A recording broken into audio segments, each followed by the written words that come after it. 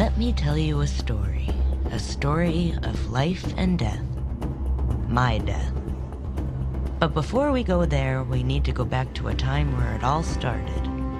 When God was getting busy with the creation of the universe, where there was only cosmic goo, God's Play-Doh, if you will. While God was messing with his Play-Doh, creating all living things, he put death into a ceramic jar for safekeeping, until he could figure out what to do with it. One day, God gave the jar to a frog and a toad to guard it from harm while he went off to create something more fantastic. Why he gave it to a frog and a toad, I'll never know. But one thing led to another. The jar shattered, letting death out. And ever since, everything has to die. So there you have it, the mystery of death finally revealed. Which brings us to my story. Everybody dies. That's just the way it is. The life clock ticks at the same speed for everyone, and we all know that one day that clock will stop. And when it does, we're only going to have time to say, I'm told I'm not supposed to argue or question or even try to understand. I'm told a lot these days ever since my life was snuffed out by a toilet seat from an old space station. And I joined the ranks of the undead and became a Grim Reaper. This is Rube, he's our boss. He keeps us Reapers in line. Every morning we meet Rube at a restaurant called Der Waffle House, where he would review the list which has who's to die, when and where, which he writes out on a post-it and then passes on to all the Grim Reapers. Rube says that you don't mess around with fate, Peanut. People die when they are meant to die. You cannot intervene in any way. When life is done, it's done. We the undead are meant to exist on the fringe of the living world. We can move freely among the living to do our job. My name is George Lass. I've been dead for 5 years.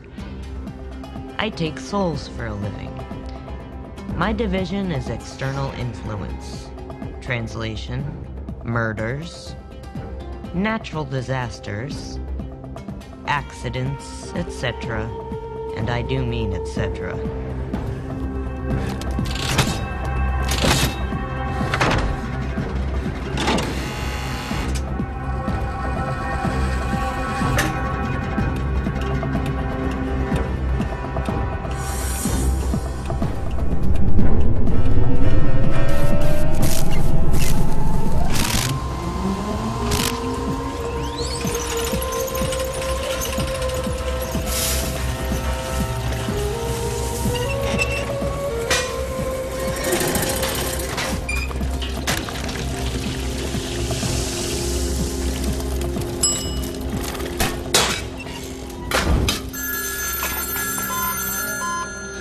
Yes, Professor Gregor.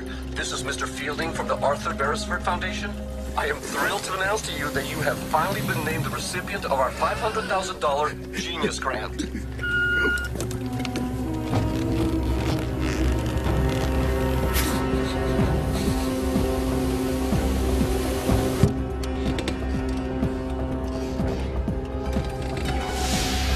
That ugly guy? He's a Graveling. They set things in motion, and once things start moving, look out below. The sun rises, the sun sets, life comes, and for a once successful inventor who's down on his luck, life goes.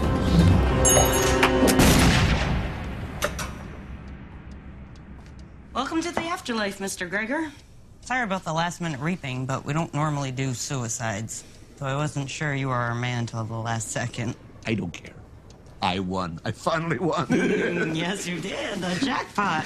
Now into your lights. No, I thought it would hurt more, but it didn't. Not at all. Well, that's because I took your soul before you died. Oh, well, thank you very much, Miss... Lass. You can call me George. Am I going to see you again where I'm going, George? Eventually. When I get my lights. I don't know when. Death is full of surprises, huh? You have no idea.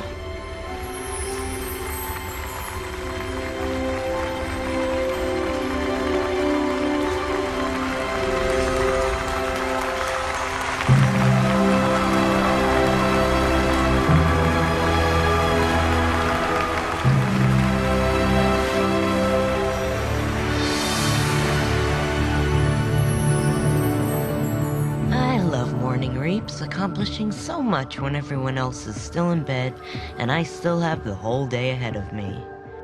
Reapers are assigned an unspecified allotment of souls to collect. You don't know how many souls until you've nabbed the last one, and then you move on. Moving on, much like death, has its own timetable. You don't know when it's going to happen until it happens, and today, fate is telling our band of merry Grim Reapers to move on from the Waffle House. Smells like bacon. Looks like arson. Where the hell is Rube? I need my coffee. People, this is hallowed ground. Show some respect. I'm showing respect. Auf Wiedersehen, der Waffle House. Fond farewell to a shitty little restaurant. Which didn't extend me any more credit, so fuck you! Did you have something to do with this fire, you limey bastard? First of all, I don't need to answer that, because How about I just make it so every time you kneel in front of a glory hole, you think of me? I already do! He didn't do it, Roxy. He's not that smart. Thanks, George. Excuse me. I'm here to pick up Daisy. Uses sex to get her way. Roxy. She could kick your ass. Mason. Mason. And George. They call me Toilet Seat Girl.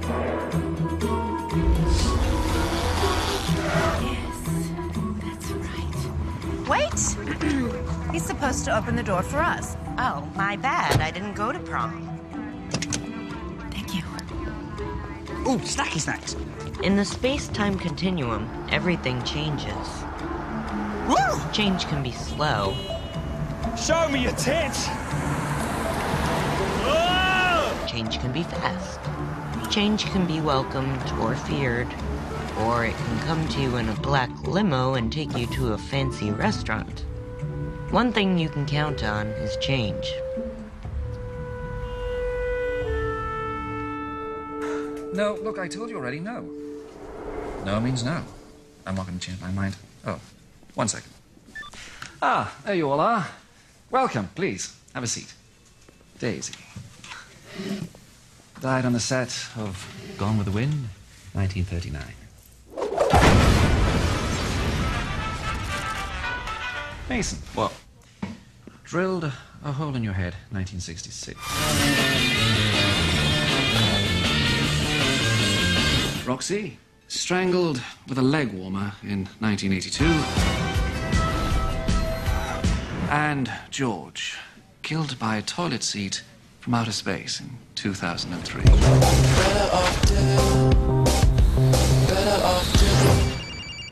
Oh, excuse me. Okay, not to be all what the fuck about this, but what the fuck? Look, our workload is going to increase, and we need better ways to stay connected. Now, this Post-it business was fine, but now we're with the trios. Old habits die hard, and if you guys still want to meet for your early morning chats, then this table has a standing res in my name. I can't promise I'll be there every day, but you can always get hold of me on here, or text me, or email me. Who Sorry, overseas market's just closing. are you? Kane.